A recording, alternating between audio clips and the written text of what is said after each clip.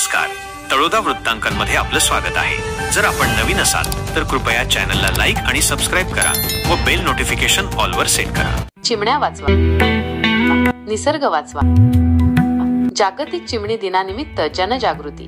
रवींद्र वळवी, मुलगी प्रतिनिधी. दरवर्षी मार्च 20 रोजी जागतिक चिमणी दिवस साजरा केला जातो. यंदाही जगभरात हा दिवस चिमण्यांच्या संवर्धनासाठी साजरा होत आहे.